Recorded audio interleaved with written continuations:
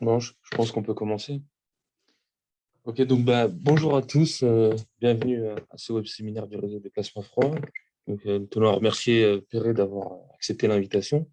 Donc, Perret est directeur de recherche CNRS au laboratoire de physique des interfaces et des couches minces, et qui est une unité mixte de recherche CNRS École Polytechnique. Et il est également directeur scientifique de l'IPVF, donc qui est l'Institut photovoltaïque en France. Donc, ce séminaire va durer environ 1 heure avec les questions. Donc, pour les questions, vous pouvez les poser directement sur le chat et à la fin, on les posera à la fin et pour ensuite intervenir en direct si vous souhaitez réagir davantage. Donc, merci d'avance de ne pas allumer vos micros. On peut commencer, Perret, si Ok, c'est OK. merci Karim et merci aux membres du comité du réseau Plasma Froid. C'est un plaisir de partager les recherches qu'on a menées depuis longtemps sur des plasmas poussiéreux, je préfère dire complexes, dans les silanes et des applications pour le dépôt des couches minces, avec les progrès qu'on a eus, mais surtout, je dirais, les défis et tout ce qui reste à faire. C'est une histoire qui est loin d'être écrite ou finie. Donc, peut-être, voilà. Donc, juste les plans de la présentation, commencer par un peu de contexte autour du silicium amorphe hydrogéné. C'est comme ça que ça a commencé cette histoire, avec des idées sur les radicaux SiH3 comme étant les principaux responsables du dépôt de couches minces. C'est une technologie qui est bien établie. Vous avez des bouquins, enfin, c'est bien établi. C'est des écrans plats, les photovoltaïques, ça existe. La question, c'est qu'est-ce qui vient après? Et donc, qu'est-ce qui vient après? C'est là où les plasmas complexes rentrent en jeu. On commence à s'intéresser aux formations d'agrégats et de nanocristaux dans les plasmas. Et ça a conduit au dépôt de différents types de matériaux, des matériaux nanostructurés comme les siliciums polymorphes et nanocristallins, mais aussi à l'épitaxie à basse température. Et je vais donner quelques exemples. On est en train de travailler avec Karim sur le dépôt des matériaux 3,5 par plasma. Euh, une étape suivante, c'est de modifier pas seulement les phases gaz, mais les substrats. Et donc, quand sur les substrats, on met des gouttes de catalyseur, à ce moment-là, on va voir que dans les procédés de plasma, on peut faire croître des nanophiles. Et on va voir qu'ils peuvent croître verticalement ou dans les plans de l'échantillon. On va voir comment. Alors, un peu d'histoire. On revient 150 ans en arrière, grosso modo, 1879. Et dans les bulletins de la Société française de chimie, de Paris, c'était Ogier qui, à ma connaissance, c'est le premier qui a écrit, et je ne résiste pas au plaisir de lire ça. J'ai constaté que la dissociation du silane avec dégagement de chaleur, non, c'est ça. J'ai constaté qu'un petit nombre de fortes étincelles électriques, donc un plasma, détruisent les gaz silane rapidement avec précipitation des solutions amorphes. Donc en 1879, premier rapport, École de chimie à Paris sur les dépôts d'amorphes. Il a fallu attendre une centaine d'années pour que, toujours avec des silanes, toujours dans un plasma, alors on a des charges un peu différentes, mais on commence à développer ces matériaux et avoir une application et donc, je dirais, une renaissance sur les études des charges dans ces gaz, tiré surtout par les découvertes des silicium amorphes hydrogénés. Donc, c'est un semi-conducteur qu'on peut déposer sur des grandes surfaces à basse température et pas seulement des silicium amorphes, mais en fait, les plasmas peuvent, en fonction des gaz qu'on va injecter dans les charges, produire une grande variété de matériaux à base de silicium, d'alliage avec des carbones, du germanium, de l'oxygène, des nitrures. Donc, c'est toute cette richesse de matériaux qui a ouvert la voie à ce qu'on appelait l'électronique grande surface ou l'électronique sur des grandes surfaces. Les éléments emblématiques, c'est les photovoltaïques et les écrans plats. Les écrans plats, c'est aujourd'hui une industrie où vous avez tous des écrans portables, des ordinateurs portables qui fonctionnent grâce à des batteries actives de transistors qui sont à base de silicium amorphe hydrogéné. Les modèles de base pour tout ça, alors donc, je disais, c'est une industrie, et donc ça, c'est des machines, des réacteurs de dépôt. Vous voyez des bonhommes, des opérateurs. Donc là, ici, c'est ici où on va faire des dalles pour les écrans plats, des plaques de verre qui font 5 mètres carrés, 10 mètres carrés pour les générations 10. Et à partir de ces plaques de 10 mètres carrés, on va découper l'écran à la taille du téléviseur que vous accrochez sur le mur. Alors, les principes de forme de dépôt de silicium amorphe n'ont pas beaucoup changé dans les grandes lignes. On est toujours sur l'idée qu'on a une molécule, le silane, qui est dissociée par impact électronique pour former un radical. Et SiH3, c'est ce que vous retrouvez dans 90% des publications ou dans les livres. Et ce radical va réagir avec la surface. Cette surface est à basse température, 200 degrés, donc elle est hydrogénée. Et donc ce radical va physisorber, il va se déplacer en surface, il peut désorber, il peut recombiner pour former des silanes, ou il peut abstraire un hydrogène de surface pour former une molécule de silane. Et s'il y a une réaction d'abstraction, ça veut dire qu'il y a un défaut, une liaison pendante ici, le prochain SiH3 pourra s'accrocher. Donc, c'est comme ça qu'on explique depuis un moment la formation de silicium amorphe hydrogéné. C'est un processus que par nature va être lent parce que SiH3 est hyper réactif, la surface est hydrogène, donc la vitesse de dépôt faible. Mais n'empêche, avec ça, on fabrique des dispositifs. Je vous montre ici comment on fait une cellule solaire parce que, bon, l'Institut photovoltaïque, c'est depuis toujours que, enfin, c'est ma motivation principale, ça a toujours été les photovoltaïques. Donc, on prend un substrat de verre avec une couche d'oxyde de transport en conducteur, on la met dans les réacteurs, vous allumez votre plasma avec un peu de silane, de méthane et des triméthylbore et vous faites une couche d'OPP d'un alliage silicium-carbone, c'est la fenêtre de votre cellule solaire. La couche intrinsèque, donc du silicium amorphe hydrogéné, épaisseur 0,3 microns, donc on est vraiment dans les couches minces. Et on finit par, on change les gaz et on rajoute de la phosphine cette fois-ci. Silane et phosphine, on va déposer la couche N. Il ne reste plus qu'à mettre des contacts, souvent de l'aluminium par évaporation, et vous avez votre cellule solaire. Vous avez ici une photo des cellules typiques qu'on fabrique au laboratoire. Si cette cellule solaire, donc vous avez une jonction PIN. Si vous envoyez de la lumière, vous allez créer des paires électrons-trous, et ces paires électrons-trous vont être séparés par les champs, grâce au champ électrique, les électrons vers les contacts négatifs, couche N, des trous vers les contacts positifs, la couche P. Et donc, vous avez un rendement qui est défini par les produits de la tension de circuit, courant de court-circuit, tension de circuit ouvert et facteur de forme par rapport à la puissance incidente. Donc voilà, ça c'est la cellule solaire et ces cellules à base de silicium amorphe, elles sont relativement simples et le record établi par une équipe à Neuchâtel, c'est 10% de rendement. Alors ça, c'est loin de ce qu'on voudrait, hein, parce qu'on veut toujours plus. Et en particulier à l'IPVF, j'en parle quand même un peu, notre objectif c'est de faire ce qu'on appelle 30-30-30. Donc ça veut dire il y a un 30 qui réfère à la stabilité, il faut que les dispositifs tiennent 30 ans. Il faudrait un rendement à l'échelle du module de 30% et un coût inférieur à 30 centimes d'euros par watt. Alors vous voyez que pour le rendement, on n'y est pas. Avec cette filière, on peut réduire les coûts et une première bouton, paramètre pour réduire les coûts, c'est d'augmenter la vitesse de dépôt, augmenter la productivité de ces matériaux. Et c'est là-dessus qu'on a travaillé, pas seulement pour les photovoltaïques, mais pour les écrans plats de façon générale. Si vous avez un procédé, vous avez intérêt à aller vite. Alors, si on regarde, si on essaie d'imaginer ce qui se passe dans les plasmas, donc on a dit, voilà, j'injecte des silanes, j'ai des collisions entre les silanes et les électrons. Donc ça, c'est ce qu'on appelle les réactions primaires qui vont produire des radicaux, SiHx, SiH3, SiH2, SiH, de l'hydrogène atomique.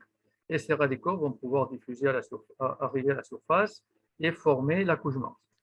Donc, si je veux augmenter la vitesse de dépôt, rien de plus simple, je dirais, il suffit d'augmenter la puissance RF, mettre plus de silane, augmenter la pression, et comme ça, vous augmentez la dissociation, la production de radicaux, mais vous aussi commencez à avoir des réactions secondaires donc, entre les produits de dissociation de silane et les silanes lui-même. Donc, ces réactions-là, c'est ce qu'on appelle des réactions de polymérisation, vont former des agrégats, des polymères et des poudres. Et donc, ces poudres-là, je ne sais pas ce que je fais.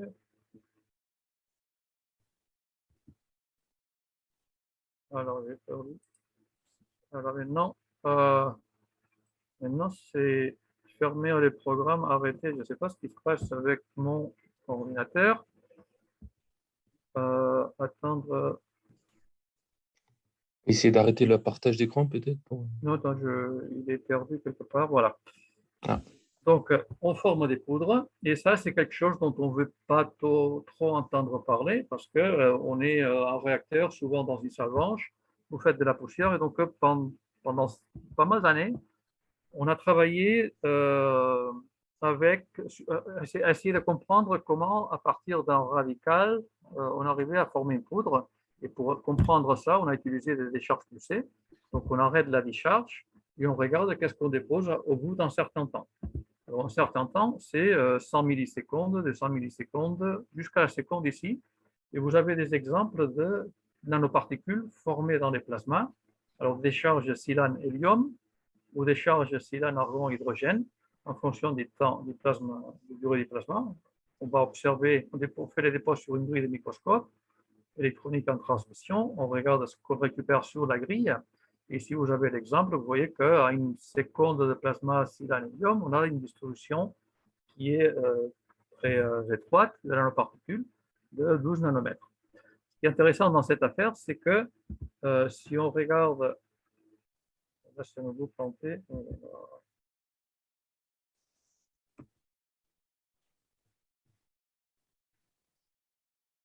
voilà, c'est planté, je ne sais pas. J'aurais des problèmes avec. OK. Donc, ça va trop vite. Si on monte la vitesse, si on regarde la vitesse de croissance de ces nanoparticules, on observe qu'elles se forment très rapidement. C'est ce que vous voyez. En une centaine de millisecondes, on a formé des particules de 12 nanomètres. Et donc, ça veut dire qu'on a une vitesse de croissance très élevée. Plus intéressant que ça, c'est les particules formées dans les silanes à hydrogène-argon ont une structure cristalline. Donc, on peut faire des nanocristaux de silicium à grande vitesse dans un plasma à 200 degrés. Et ça, ça devient intéressant et ça fait réfléchir. Et c'est ce qu'on appelle changer son fusil d'épaule.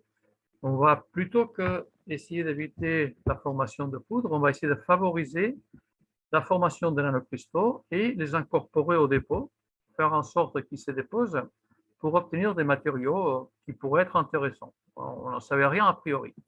Alors, c'est ça qui a donné lieu aux silicions polymorphes hydrogénées. Donc, l'idée, c'est ici, on dépose des radicaux, des nanocristaux, et ce qu'on voit dans les images microscopiques électroniques en transmission, vous voyez que de temps en temps, il y a des plans cristallins. Donc, ça, c'est la pointe de l'iceberg. On a des radicaux qui se sont déposés partout. De temps en temps, des nanocristaux, et ces nanocristaux, on arrive à les voir.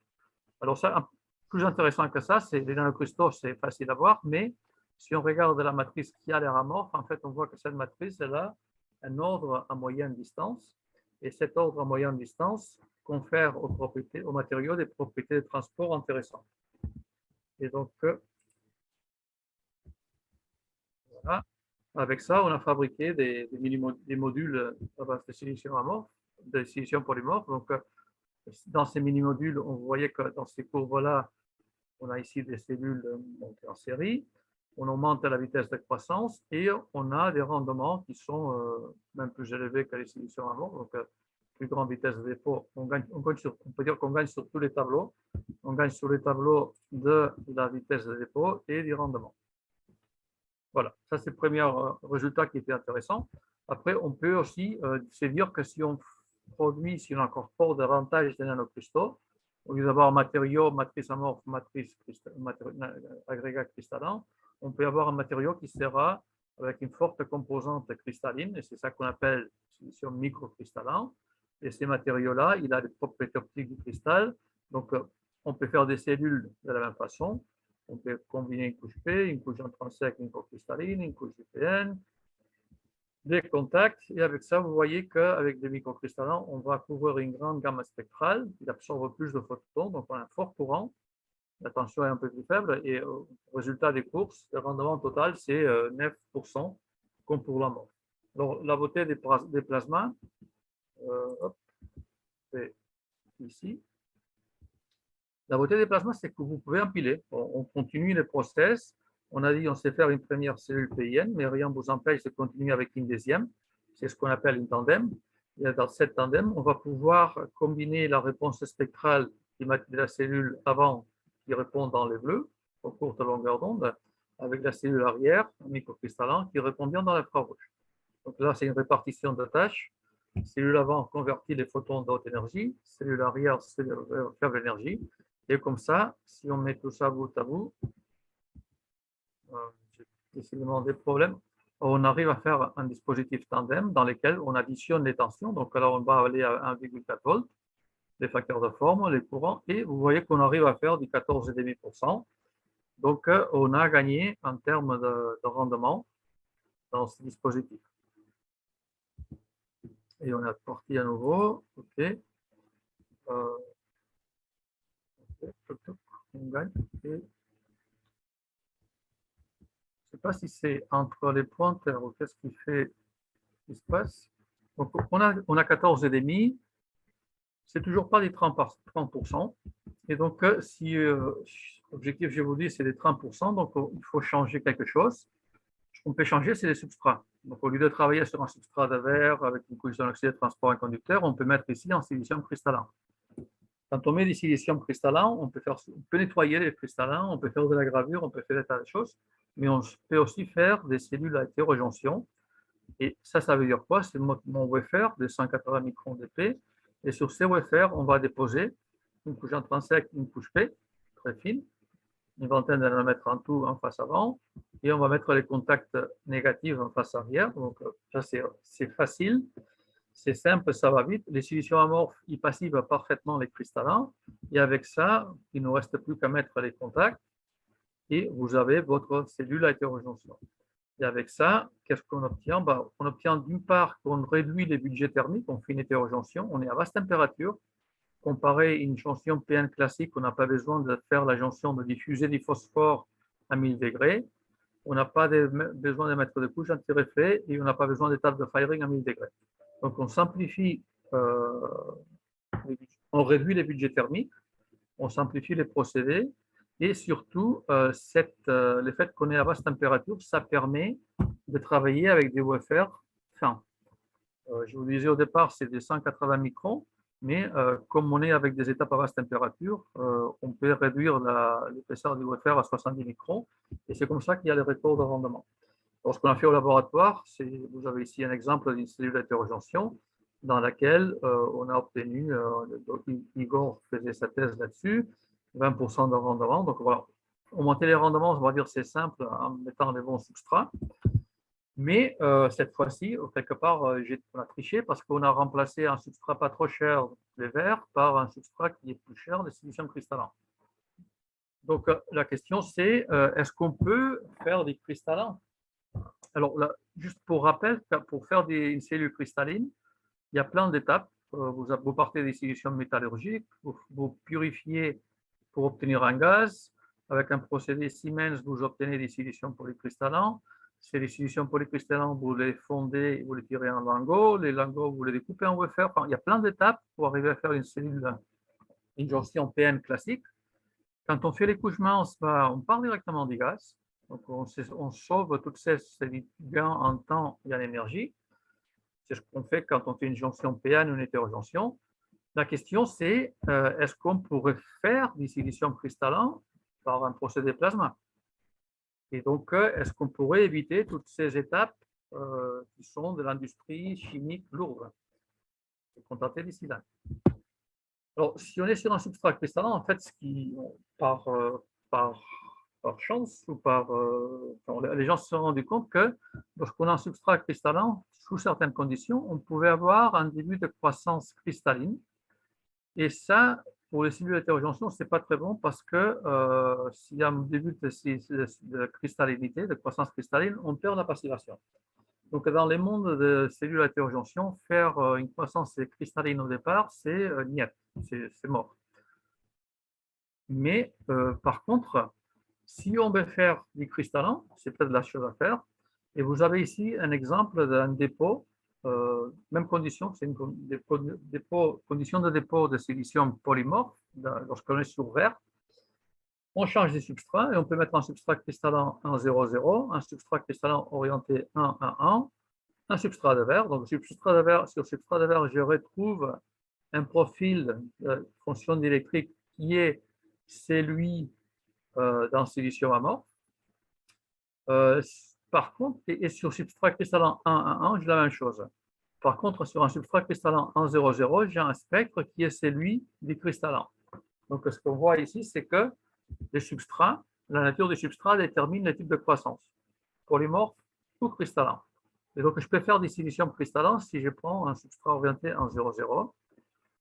Alors ça, c'est l'ellipsométrie. L'ellipsométrie, on va dire que c'est pour les initiés. Si on n'a pas l'habitude, on peut dire que c'est un modèle. Dans ces modèles, vous avez un substrat, vous avez une interface, parce qu'il y a des interférences, vous voyez une composition. Enfin, il y a des paramètres, il y a des hypothèses. Et si on peut convaincre les gens, en général, les gens sont plus convaincus quand on leur montre une image de thème. C'est comme ça en Thomas. Et donc ici, vous avez une image, microscopie électronique haute résolution, d'une couche épitaxiée sur un substrat de silicium. L'échelle, c'est 2 nanomètres. Et alors, vous dites peut-être bien que oui, peut-être bien que non. Si on fait la diffraction d'électrons, on voit les pics de diffraction de la couche épitaxiée et des substrats. Ils sont les mêmes, même position. Et donc là, c'est une démonstration claire du fait de la croissance cristalline et le fait que la couche qu'on a déposée a la même orientation que le substrat.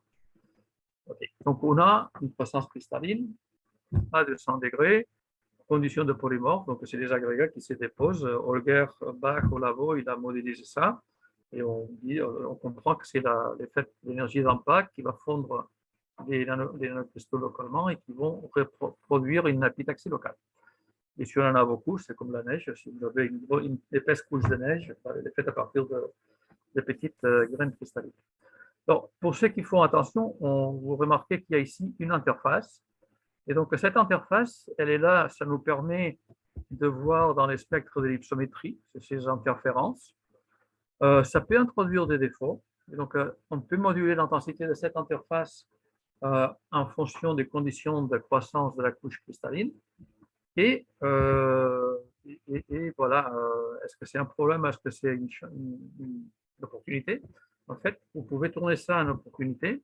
Et on l'a utilisé pour transférer, pour faire des smart cat. Alors en France, c'est Soitec qui est le leader mondial du transfert de production de silicium cristallin mince.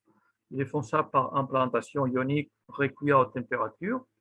Dans notre cas, quand on a un plasma, c'est beaucoup plus simple parce que vous avez votre substrat, vous faites la couche épitaxiée, on introduit cette couche poreuse de l'interface, on fait des collages anodiques à 200 degrés, et à ce moment-là, avec une petite stress mécanique, on peut décoller les substrats, des substrats des cristallins de la couche épitaxiée. On se retrouve avec les couches épitaxiées sur les substrats temporaires, les verts ici, et donc on peut avoir des solutions cristallins minces, 1,5 micron, sur un substrat de verre. Et après, vous faites tout ce que vous voulez avec. Vous avez ici une image à microscopie à nouveau de l'interface entre les verres et la couche épitaxiée. Et on a vraiment des silicium cristallins sur les verres. Pas seulement des silicium, alors on met des silanes dans les plasmas, mais rien ne vous empêche de mettre du germanium.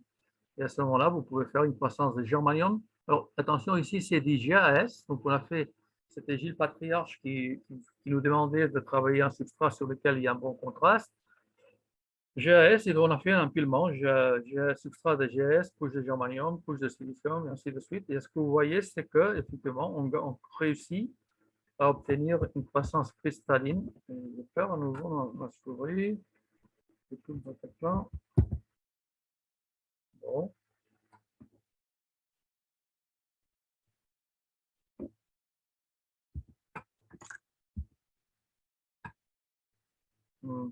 Super, oui.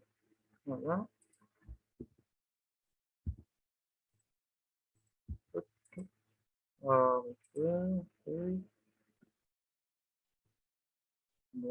je vais prier de m'excuser, mais Si vous supprimez le pointeur, est-ce que ça change quelque chose? Oui, je pense que c'est ce que j'essaie de faire, mais là, pour l'instant, il est en train de pédaler.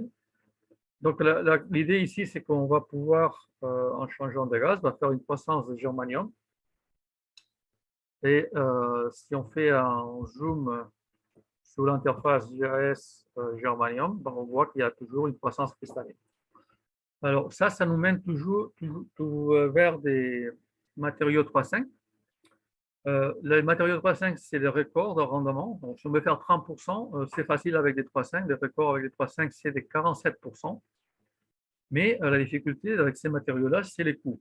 Et grosso modo, si on veut avoir des photovoltaïques 3.5 compétitifs, il faut réduire les coûts d'un facteur 100. Alors, pour réduire les coûts, il y a deux moyens. C'est réduire les coûts des substrats ou réduire les coûts du process. Pour réduire les coûts des substrats, c'est là où les germaniums rentrent, la couche des substrats virtuels rentre en ligne de compte. Typiquement, les 3.5, on les fait croître sur des germaniums, qui est très cher, donc d'où les coûts. On peut tricher, on peut faire croire à la couche 3.5 qu'elle est déposée sur germanium. En fait, elle est déposée sur germanium, mais c'est une germanium épitaxiée par plasma. Donc à ce moment-là, on remplace un substrat germanium cher par un substrat virtuel germanium sur silicium. Cette couche de germanium épitaxié fait une vingtaine de nanomètres et on peut faire croître les 3.5. Et ça, on a quelques résultats déjà intéressants avec ici un exemple en collaboration avec le C2N, les 3.5 Lab et l'Institut d'énergie solaire à Madrid. On a fait croître du GAS sur ces couches de germanium cristallin produit par plasma épitaxié. Donc on voit qu'on a des GAS de bonne qualité. Et en fait, on est allé plus loin, on est allé faire une tandem GA et NAS. Donc ça, c'est matériau 3.5 déposé par Homo CVD ici, mais c'est la couche de germanium qui permet de s'effacer des substrats de germanium. On remplace par une cellule cristalline qui sert de cellule Voton. Donc on voit bien qu'on a la réponse de la cellule 3.5 et de la cellule silicium. Et l'étape suivante, c'est, je vous disais, il faut réduire les coûts des substrats. On l'a fait. L'étape suivante, c'est faire du 3.5 par une méthode à vacuum. Et donc ça, j'ai juste un transparent ici. Donc on y travaille actuellement. Vous pouvez demander à Karim. On essaie de faire de la croissance des 3.5 par PECVD et par PVD au laboratoire de physique d'interface des couches minces. Par PECVD, on va mettre du triméthylgallium et de l'arsine dans les réacteurs. On a un réacteur qui tourne.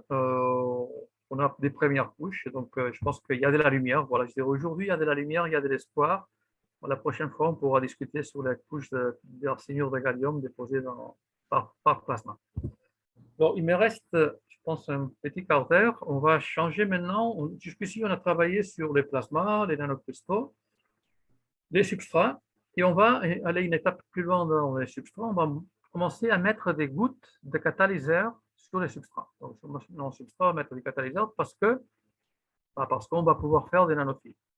Donc, la croissance des nanophiles, l'idée, c'est vous avez une goutte d'or, 90% des articles, si vous avez de l'or, qui va dissocier à haute température les sidanes. Les sidanes va produire du silicium qui va rentrer dans la couche, dans la goutte de catalyseur.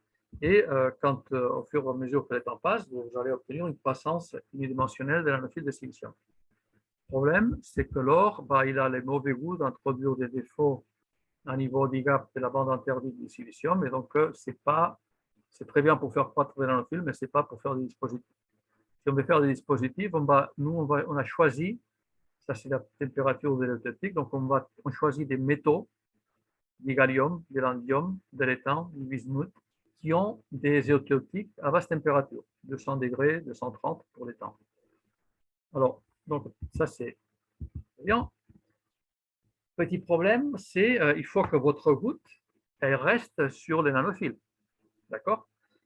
Et donc, ça, c'est une question d'équilibre de force entre la tension du liquide, l'énergie de surface du liquide, l'énergie de surface de votre substrat.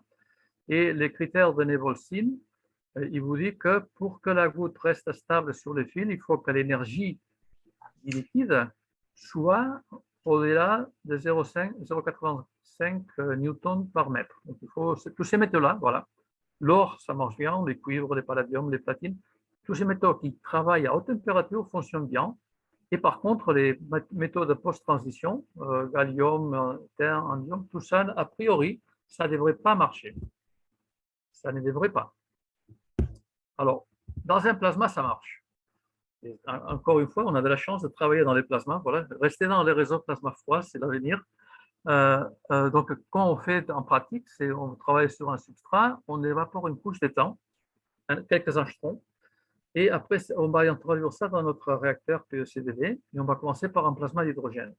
Ces plasmas d'hydrogène, les métals, les îlots d'étang qui étaient obtenus par évaporation vont former des gouttes liquides d'étang, Et une fois que vous avez la goutte liquide étant à 230, enfin, au-delà de la température de fusion, vous pouvez changer entre plasma d'hydrogène, plasma de silane et hydrogène. À ce moment-là, on apporte des radicaux par les plasmas. Je n'ai pas besoin du métal pour dissocier les silanes, c'est le plasma qui fait le travail. On arrive à sursaturer la goutte en silicium. Une fois que c'est sursaturé, on va avoir une croissance de nanophiles de silicium cristallin à 200-300 degrés dans le réacteur. Ici, vous avez un schéma de tous les procédés pour former des cellules à jonction radiale. Donc, on va faire une structure PIN, mais cette fois-ci, au lieu d'être planaire, c'est autour d'un nanofile. Donc, on commence par les substrats avec la couche d'étain, les plasmas d'hydrogène qui forment les gouttes, la croissance des nanophiles. Donc, ici, vous avez un nanophile par 1 nanomètre de diamètre, presque un micron de long.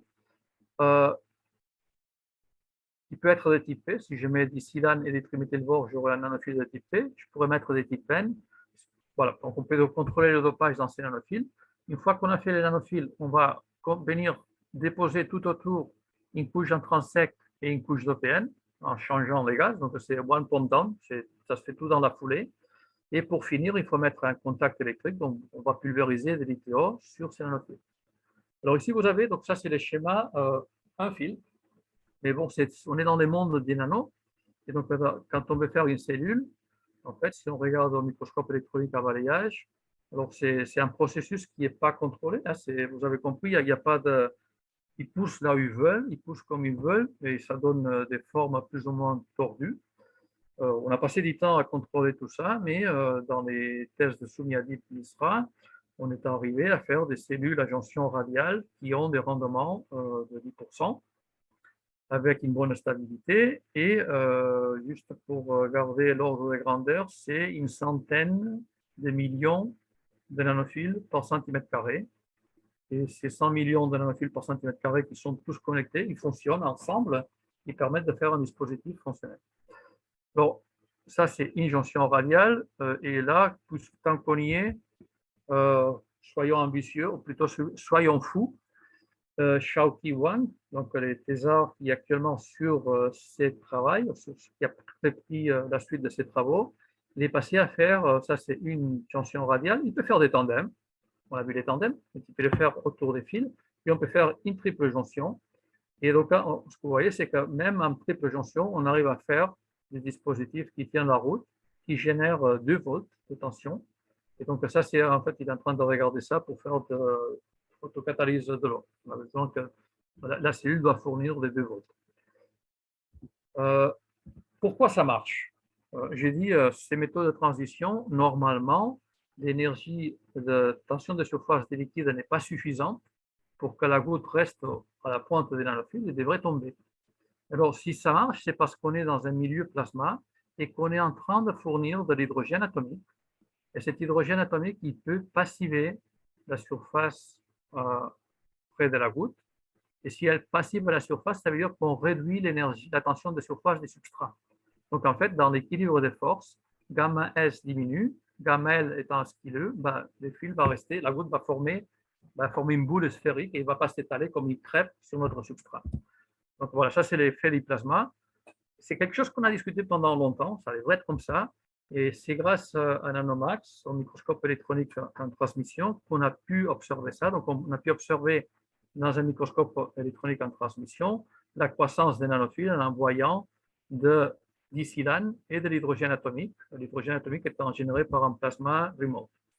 Et donc, ça, c'est, vous avez ici la goutte au microscope électronique en transmission. Pendant la croissance, on est avec un plasma de remote, donc éloigné, il fournit de l'hydrogène atomique à la croissance avec une puissance de 10 watts. Est-ce que vous voyez que si on réduit la puissance du plasma, c'est-à-dire si on réduit les flux d'hydrogène qu'on apporte dans les milieux réactifs, la goutte devient instable et finit par se casser la figure, il n'y a plus de croissance. Alors ça, je vous conseille, ceux qui n'ont pas vu, qui ont raté la présentation de Jean-Luc Maurice dans un webinaire de réseau plasma froid, allez-y, allez voir, parce que vous verrez ça beaucoup plus en détail. Et après, voilà, j'ai toujours mon PC qui chauffe et qui est en train de faire une petite pause. Donc, les gouttes tombent. Est-ce que c'est bon? Est-ce que c'est mauvais? C'est la réponse des Normands. Tout dépend, mes amis, et ça dépend de ce que vous voulez faire.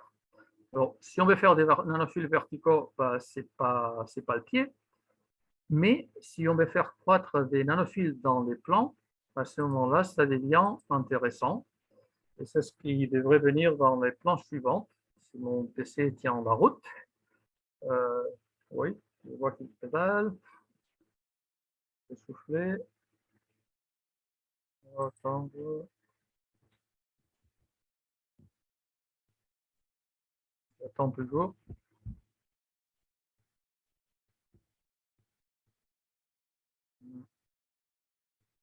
Bon.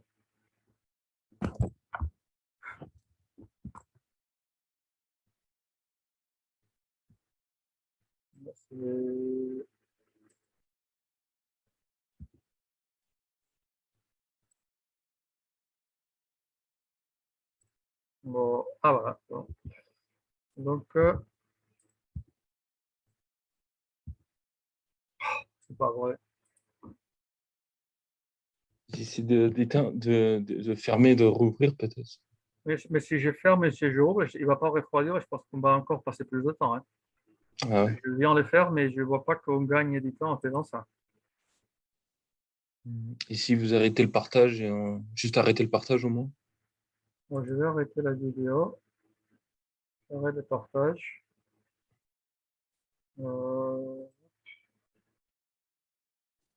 Bah, pas... Ah, là, j'y suis. Donc, je vais... Par contre, maintenant, il faut que je reprenne le partage d'écran. C'est ça? Ouais. Il faut que je revienne dans Zoom.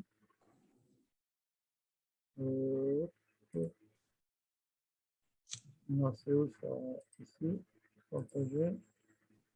Est-ce que... Là, on est au 45. On voit un Oui, éléphant. c'est ça. Et est-ce que vous voyez comme il faut? Oui. Et donc, voilà, ce qu'on disait, c'est on veut faire des nanophiles dans les plans. Et donc, si les gouttes tombent, c'est pas grave. Et en fait, c'est ce qu'on veut si on veut faire des nanophiles dans les plaines. Donc, quand on fait des nanophiles horizontaux, en fait, on a commencé là-dessus parce que de temps en temps, on voyait dans nos forêts de nanophiles quelques-uns qui se traînaient par terre. Et si on veut le faire volontairement, ce qu'on va y faire, c'est partir d'un substrat qui contient de l'indium ou de l'éthane, faire un plasma d'hydrogène pour avoir des gouttes. Et cette fois-ci, on va enterrer les gouttes avec du silicium amorphe. Donc, on va travailler à une température inférieure à la température où la goutte est liquide. Une fois qu'on a enterré, on peut faire un recuit. Lorsqu'on fait le recuit, la goutte devient liquide. Et là, vous avez votre ver de terre qui va se promener, il va manger des silicium amorphes, il va cracher un film de silicium cristallin. Et donc, la force, l'énergie pour que les fils avancent ou pour que la goutte avance, en fait, elle vient du fait du désordre. Donc, avoir un matériau désordonné, du silicium amorphe, c'est bien, parce que cette différence d'énergie libre entre l'amorphe et les cristallins va faire que la goutte avance. C'est comme ça qu'on obtient des nanophiles de silicium cristallin. Il n'y a pas que ça. Ce qu'on a dit tout à l'heure, c'est que quand la goutte avance, ce que vous voyez ici, c'est que le fil il peut avoir une forme plus ou moins tordue. Et en fait, en fonction de l'énergie de surface de l'amorphe, on va avoir différentes morphologies de nanophiles. Et ici, dans cet article, dans ces travaux, ce qu'on a montré, c'est que voilà, on a les gouttes, on dépose de l'amorphe, et on va modifier l'énergie de surface des silicium amorphes par des traitements plasma. On va changer les gamma S. Quand on fait ça avec un plasma d'hydrogène à 120 degrés, avec un plasma d'hydrogène à haute température, on désorbe de l'hydrogène, avec un plasma d'argon, toujours à basse température, à haute température, ce que vous voyez, c'est que toute autre chose étant égale par ailleurs, vous obtenez des perles, des colliers de perles, iron chain, vous obtenez des zigzags, ou vous obtenez des fils qui vont tout droit. Donc, en fonction des plasmas, ça nous permet d'une part de créer un matériau métastable avec une grande énergie interne des silicium amorphe hydrogéné, et en plus, on peut modifier son énergie de surface de façon à contrôler la morphologie des nanophiles. Donc, on voit très bien. Est-ce qu'on peut est-ce qu'on peut dessiner des circuits? Quand on va faire de l'électronique, des transistors, on fait des connexions et on fait ici dans ces images, les nanophiles se promènent sur la surface de votre substrat. Mais moi, ce que je voudrais, c'est qu'ils aillent du point A au point B. Enfin, il faut dessiner le circuit. Et ça, on peut le faire en lithographie classique. Quand on fait des transistors, on travaille souvent sur un diélectrique, silice ou nitrure. Si on fait une marche sur les nitrures, les nanophiles, la goutte va être piégée dans la marche. Et à ce moment-là, vous pouvez avoir un nanophile qui croît en suivant les chemins que vous avez définis au préalable. Donc, deux choses. On définit les dessins, on définit le circuit avant de les construire avec de la lithographie classique. On n'a pas besoin de la faire du nano. Et par contre, la taille des nanophiles, les diamètres des fils, il peut être de taille nanométrique parce qu'elle est contrôlée par la taille de la goutte de catalyseur. Donc, avec ça, on a formé des transistors. Donc, vous avez ici un exemple de caractéristique de transistor pour en source en fonction de la tension de la grille. Il est typé parce qu'on a utilisé de l'indium pour faire les nanophiles. Donc, ici, c'était un nanophile qui était naturellement d'OPP. Vous avez la mobilité. Donc, c'est la mobilité typique, je dirais, d'un matériau cristallin ou polycristalin. Mais on l'a fait avec une méthode qui est très simple. Et donc, voilà, on peut faire croître des nanophiles. On peut, pour résumer, verticaux, silicium, on peut faire du germanium, bien entendu, on peut faire des alliages, on peut faire dans les plans. Dans les plans, on a fait aussi des alliages germanium-étain. Ça, normalement, c'est quelque chose que l'étain, il n'aime pas s'incorporer dans les germaniums. On peut mettre 20% d'étain dans des germanium dans l'étain. On peut faire des structures core shell, bon, tout ce que vous voulez. Il y a beaucoup de choses à faire. Et donc, je pense que j'en viens un peu au bilan. Donc, on est toujours dans ces milieux plasma RF. Donc, c'est une géométrie simple. Au début, on avait testé plusieurs structures, géométries, tout ce que vous voulez, du VHF, d'IRF. Bon, ce qui est important, c'est produire des espèces réactives. Et ces espèces réactives, on a produit des différents types de matériaux. On a commencé par l'amorphe, nanostructuré, type polymorphe ou microcristallin, des couches épitaxiées, des nanodots, des nanophiles avec du germanium, avec du carbone. Et je vais passer très rapidement, mais c'est quelque chose qui est en cours de développement, c'est de faire des matériaux 3,5. Donc, ça veut dire ici, qu'est-ce qui se passe quand vous mettez du triméthylgallium dans un plasma? Est-ce qu'on va faire des GAS ou est-ce qu'on va faire des GAS dopés au carbone? Est-ce qu'on va faire... Bon, il y a beaucoup de questions. Donc, il y a des thèses en cours. Il y a des dispositifs. On peut faire, après, avec ces matériaux, vous faites des dispositifs. Mais peut-être plus important, c'est de dire que, voilà, jusqu'ici, on a travaillé sur les substrats et les précurseurs. Il y a certainement beaucoup plus de choses à faire avec ces milieux merveilleux qui est les plasmas. Vous avez tous la chance de travailler dans les réseaux plasma froid. Et c'est un peu en combinant la recherche entre les matériaux, les plasmas, les interfaces, qu'on va développer des dispositifs de dément. Tout ça, c'est donc, vous avez compris, vous avez vu les références, ça fait quelques années. Donc, il y a beaucoup de doctorants, des postdocs, il y a beaucoup de collaborations qui sont passées qui ont permis de développer ces travaux. CNRS et l'école polytechnique, bien entendu, des projets européens, l'ANR, l'ADEME. Et voilà, merci beaucoup pour votre attention. Et désolé pour mon PC qui pédale. Merci beaucoup, Perrin. Je peux remettre la vidéo peut-être. Merci beaucoup, Perrin. Super présentation. Est-ce que vous avez des questions? Vous pouvez activer votre micro si vous avez des questions ou les poser aussi sur le chat. N'hésitez pas.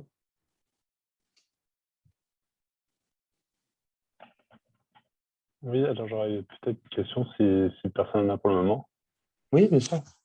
La goutte, du coup, qu'on utilise pour faire croître notre nanophile, particulièrement quand on fait croître les nanophiles dans le plan, est-ce qu'elle se consomme au fur et à mesure de la croissance ou est-ce qu'elle reste telle qu'elle? Et si oui, est-ce que ça pose un problème de garder la goutte au final au bout de notre nanophile ou est-ce qu'on a un moyen de l'éliminer chimiquement ou autre?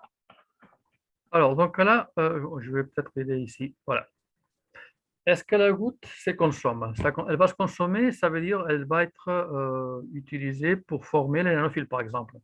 Et donc, quand on travaille avec germanium étain, si on fait croître des nanophiles très rapidement, on peut incorporer de l'étain dans les germaniums. Et donc, on va consommer et les nanophiles vont s'arrêter de croître. Vous allez faire 100 nanomètres, 200, dépend de la taille de la goutte initiale. et de l'étain qu'on incorpore dans les nanophiles. Et vous faites un alliage germanium-étain. Dans les siliciums, la solubilité de l'étain dans les siliciums, elle est très faible. Donc là, vous pouvez faire des nanophiles de 10, 20, 30 microns. Et si vous utilisez de l'indium, vous allez former des nanophiles, comme je disais dans l'exemple du transistor, c'est un nanophile de type P, parce qu'on a utilisé l'indium comme catalyseur, et suffisamment pour doper. Donc la réponse à votre question, c'est tout est possible. On peut la consommer ou pas, ça dépend de la solubilité du catalyseur dans les semi-conducteurs. S'il en reste au bout, il faut trouver une façon de l'éliminer et c'est relativement facile. Vous faites un plasma d'hydrogène. Si vous êtes dans un réacteur, vous avez un plasma. L'hydrogène va former du SNH3 volatile. On peut la faire disparaître aussi. D'accord, merci.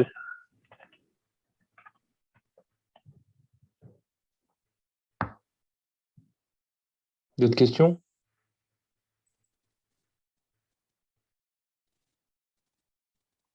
Moi, j'ai une question, Perret. Ouais. Justement, sur le même type de question, en quoi ça joue sur un dispositif photovoltaïque, par exemple, d'avoir ces gouttes résiduelles potentiellement? Est-ce que ça joue sur le rendement? Est-ce que ça peut jouer? Comment ça peut jouer? Ou est-ce qu'automatiquement, vous les supprimez dès lors que… Alors, donc, si on est dans un dispositif photovoltaïque, on va être dans une jonction radiale. D'accord? Dans cette jonction radiale, alors ce qui se passe ici, je vais aller très vite. Mais ce qu'on va faire, c'est normalement, on va tailler, dimensionner l'épaisseur de la goutte d'étang pour qu'elle soit consommée au bout d'un micron. Typiquement, on dépose un angstrom nominal d'étang sur le substrat. Les plasmas d'hydrogène forment des gouttes de 20 à 30 nanomètres. On en perd une partie et au bout d'un micron, c'est fini. Donc, on a un nanophile de silicium avec un tout petit peu d'étang dopé avec du bore. Et une fois qu'on a ça, c'est quelque part dans cette situation, les fils servent de couche dopée comme contact métallique, grosso modo, pour collecter le courant. La partie photovoltaïque, c'est la couche PIN qui vient tout autour. Donc, après, ce que je peux dire, c'est que voilà, c'est les faits qu'il reste un peu d'étang, ça dépend de quel dispositif. Et c'est un peu ce que j'ai essayé de montrer dans l'exposé. Il n'y a pas niveau, enfin, quand ça ne marche pas pour une application, ça peut être intéressant pour une autre. Donc, on ne voulait pas former des poudres, mais on forme des agrégats. On les utilise pour faire de l'épitaxie. La réduction des temps, au début, quand je faisais ma thèse, c'était quelque chose à éviter à tout prix. Et on a fait des brevets, comment éviter la réduction de l'oxyde d'étain. Aujourd'hui, on fait des brevets, comment favoriser la réduction de l'oxyde d'étain pour faire des nanophiles. Voilà. Merci. D'autres questions?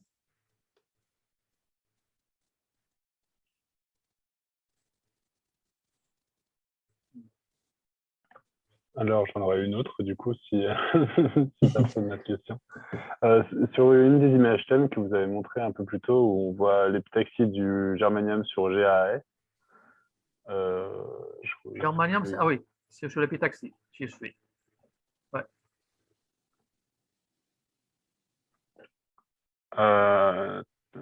Ouais, voilà, c'est celle-là. Du coup, le silicium qu'on voit derrière, il est également épitaxié sur le germanium? Oui, oui. Ici, on part d'un substrat de GAS. On fait un plasma avec des germanes pour faire une croissance épitaxiale de germanium sur silicium. Et c'est ça que par la suite, on utilise.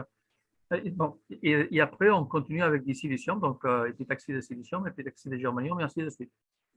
Aujourd'hui, on nous a demandé dans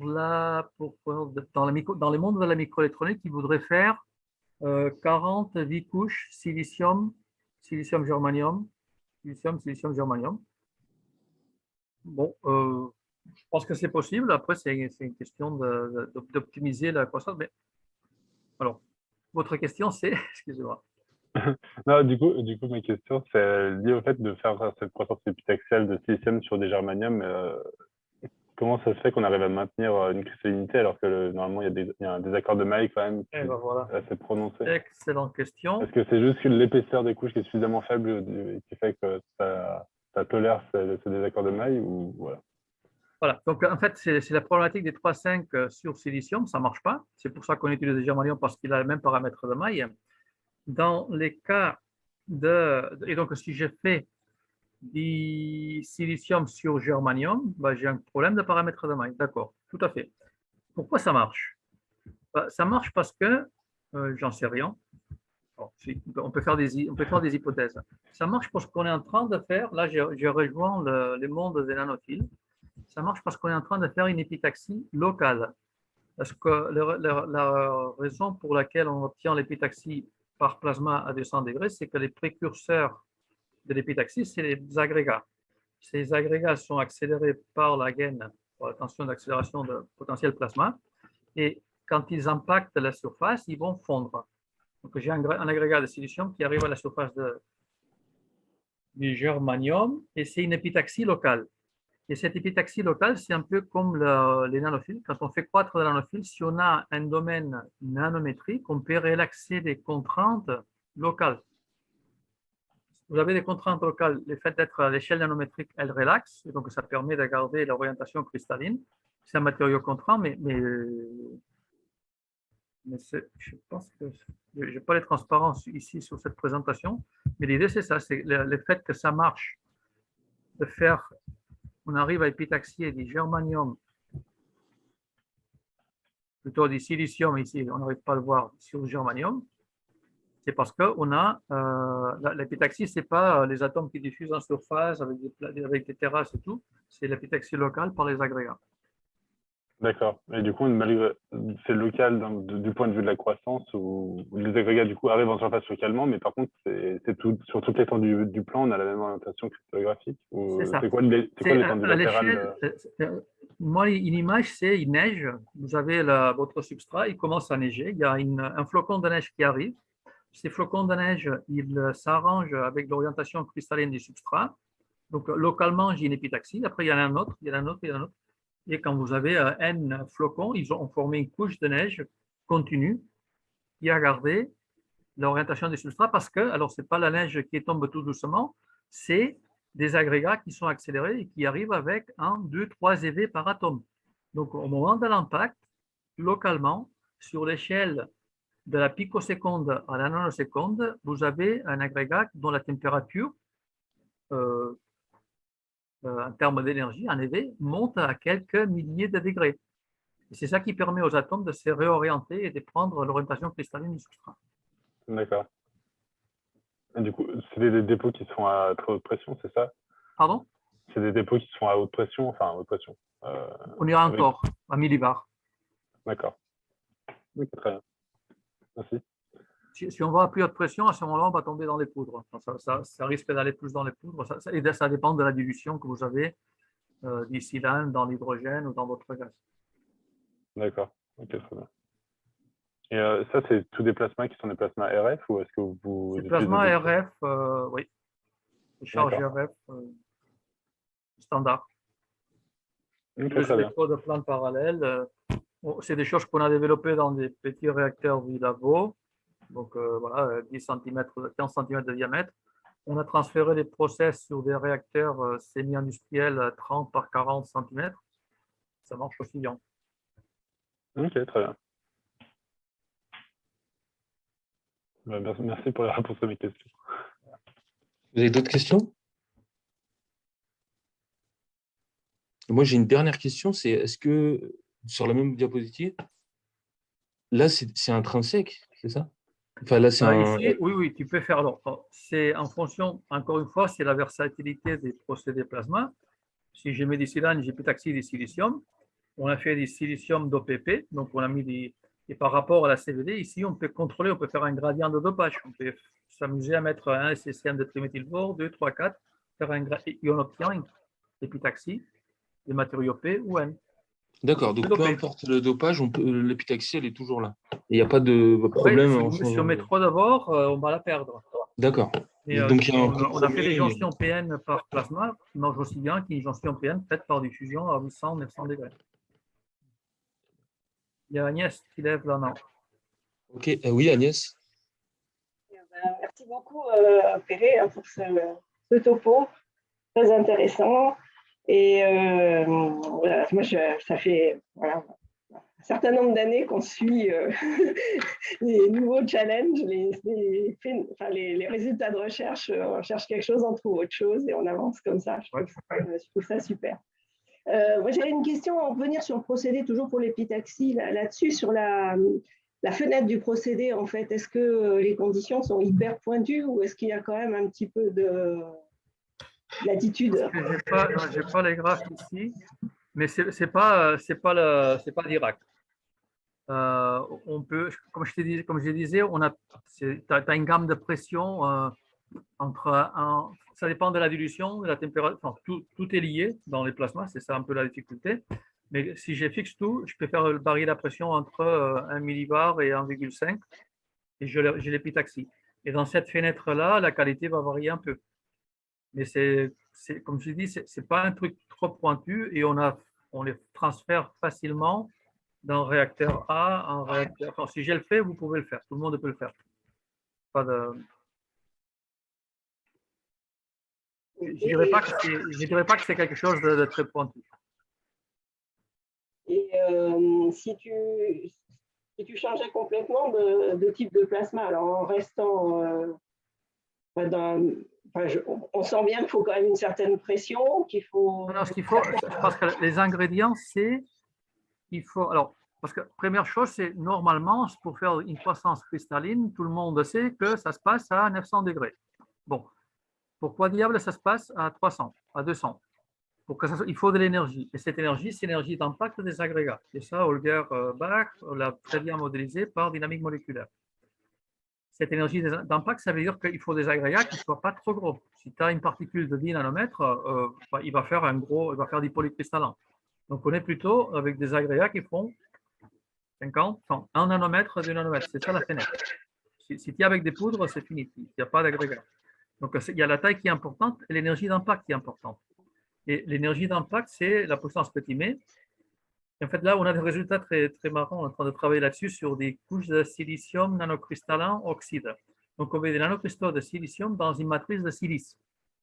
Et on voit ces passages entre un régime à haute puissance où les nanocristaux s'écrasent, ils perdent tout, et finalement, tu as un matériau désordonné à mort, à forte puissance.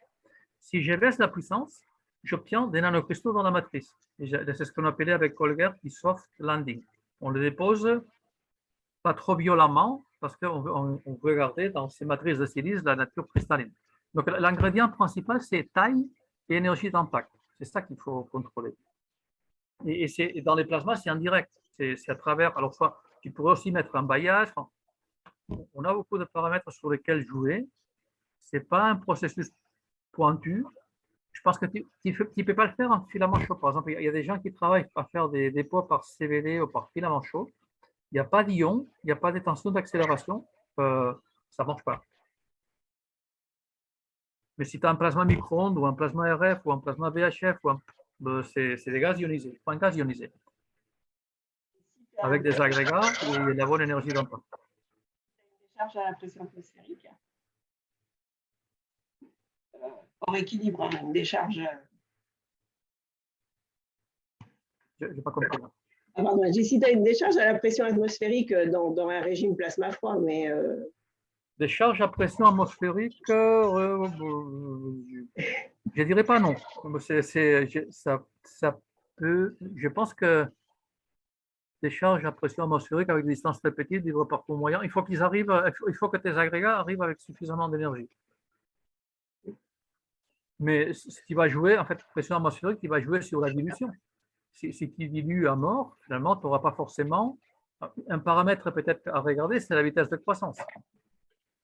Moi, ce que j'observe, c'est que, et on a travaillé là-dessus, on voulait augmenter la vitesse de dépôt de la croissance épitaxiale. Et donc, tu auras un optimum en fonction de la température de ton substrat et de l'énergie d'impact. Et à pression atmosphérique, je ne vois pas pourquoi ce ne serait pas possible du moment que tu formes des agrégats, tu peux en faire, ça c'est sûr, ça, on l'a déjà vu, et que tu contrôles l'énergie d'impact.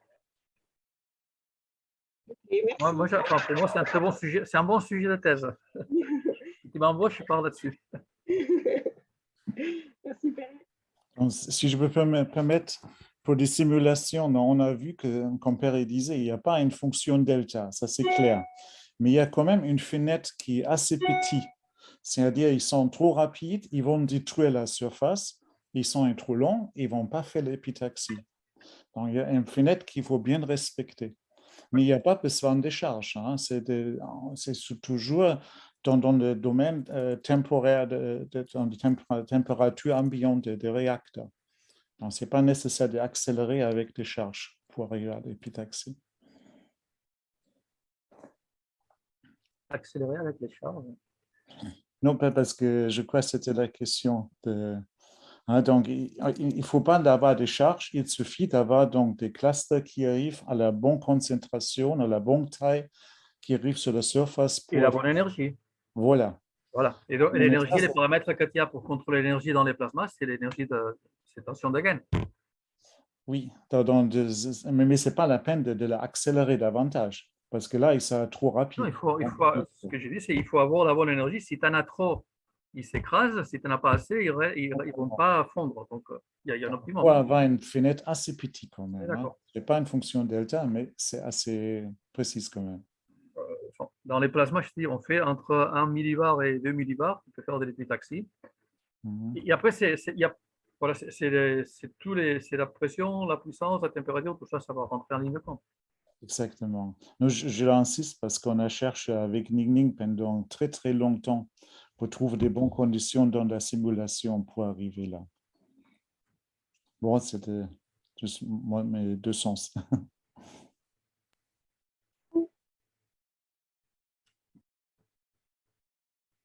On ne t'entend pas, Karim. J'ai dit merci, je pense qu'on peut s'arrêter là. Excusez-moi, j'avais coupé le micro. Et j'ai merci encore à Perret pour cette super présentation. Merci à vous. Merci à tout le monde d'être là. N'hésitez pas à envoyer un mail s'il y a des questions. Voilà. Exactement. Et pour rappel, la présentation sera mise en ligne prochainement. Donc pour ceux qui veulent la revoir ou la partager. En tout cas, moi, je fais la pub pour le site des réseaux. Je trouve que les présentations qu'il y a déjà qui sont en ligne, mais bravo aux membres du réseau Plasma Froid. Vous faites un travail très, très utile pour la communauté. Super, content. Merci, Perret. Très bien, je vous souhaite à tous une bonne journée et à très bientôt. Bientôt. Au revoir.